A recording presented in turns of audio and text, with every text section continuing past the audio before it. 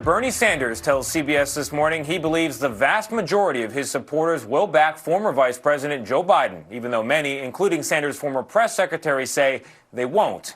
In his first network TV interview since endorsing the presumptive Democratic nominee, the Vermont senator spelled out the issues where he expects Joe Biden to adopt a more progressive stance. On day one of my campaign, what I said is that if I lose, I will be there to support the Democratic nominee, because it is absolutely imperative that we defeat Donald Trump, who, in my view, is the most dangerous, irresponsible president in the modern history of this country. It's an argument against Donald Trump, but making the argument for Joe Biden is a different matter. To defeat Donald Trump, to me, and make sure that he is not reelected is enormously important. So if you want to make the point that Joe Biden's views are not mine, no kidding. I think everybody in America knows that. I made a little list of some of the things that have been central to your campaign, and I'm hoping you can let me know which of these you think could be part of a Biden administration. Universal health care is a biggie. Free college for all, canceled college debt, national rent control, a ban on fracking, a wealth tax, marijuana legalization, a 50% reduction in the prison population. These are all things you've campaigned on that have made you popular. Joe Biden doesn't support any of them. Which do you see him moving on? Well, I think you will see him moving on making public colleges and universities tuition free for families earning less than $125,000, not where I was. I wanted more. I think his views on climate change are not my views, but I think he is prepared to invest many hundreds of billions of dollars into sustainable energies like wind and solar, and in the process, create a whole lot of jobs. I think on healthcare, he is not an advocate of Medicare for all, as I am, but I think he's prepared to come forward with some ideas. Has he promised you anything? Well, we have talked about a number of issues, and you will see those evolving, coming out, I believe, in the next weeks and months. Joe Biden is going to need every vote that he can get. How do you improve on your 2016 record to make sure that... My 2016 record was a fine record. I think in this house right here, I got a couple of letters from Hillary Clinton thanking me for the very strong support that I gave her. I did rally after rally, state after state. Look, the issue is that the American people are going to have to make a fundamental decision. I'm going to play a role in that.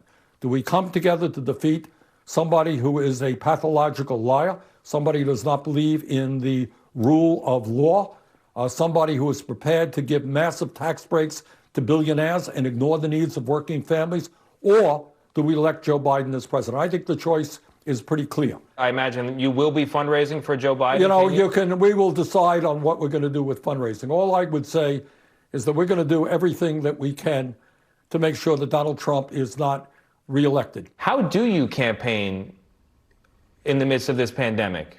Should there be conventions? Can you have rallies in the late summer, maybe? Well, nobody can predict that. The last thing that we want to do is to do anything which gets more people sick and kills more people. That is the last thing that we want to do. So I think that whether or not there'll be a convention remains to be seen. I don't know, nor does anybody else, when rallies will be taking place, when candidates will be able to be out on the streets, shaking hands, and talking to people face to face. Nobody knows that. I think it's indisputable that this virus has exposed how medically and financially fragile many sectors of our society are. That's right. In that tragedy and our response to it, do you think society may reevaluate the need for the policies you've been arguing for 30 years now? The answer is yes. This pandemic, the economic collapse, has exposed the fragility of our healthcare system and our economy in terms of protecting working families. That is a lesson that I think many Americans are going to learn from this.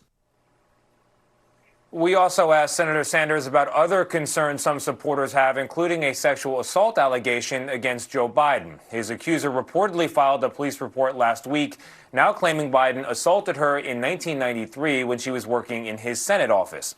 Published reports indicate her story has changed over the years. Biden's campaign calls the allegation, quote, untrue, and says the alleged incident, quote, absolutely did not happen, close quote. Here's what Bernie Sanders had to say about it. One of your most important allies, Alexandria Ocasio-Cortez, said recently that she thinks it's legitimate and relevant to talk about sexual assault allegations against Joe Biden. Do you agree? I think it's relevant and to talk about anything. And I think any woman who feels that she was assaulted has every right in the world to stand up and make her claims. Do you think that should weigh significantly in the mind of... I think that she has the right to make her claims and get a public hearing, and the public will make their own conclusions about it. And I just don't know enough about it to comment further. All right. So as you can see, guys, it was a really wide-ranging conversation. In addition to all of those topics, I also asked him about Joe Biden's pick for vice president, who that should be. And Bernie Sanders told me he'll leave it up to Joe, but he hopes that it'll be as progressive a choice as possible. Yeah, we're all waiting to see what that's going to be. But I found, Tony, let's go back to the first part of the interview when you asked him about fundraising.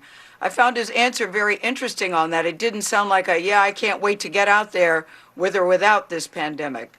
Did you take anything away from that answer? The fact that he's not right now committing to fundraising for Joe Biden tells me that that might be a point of leverage for him to try to get some of these ideas that are not part of the Biden platform into that platform before the election.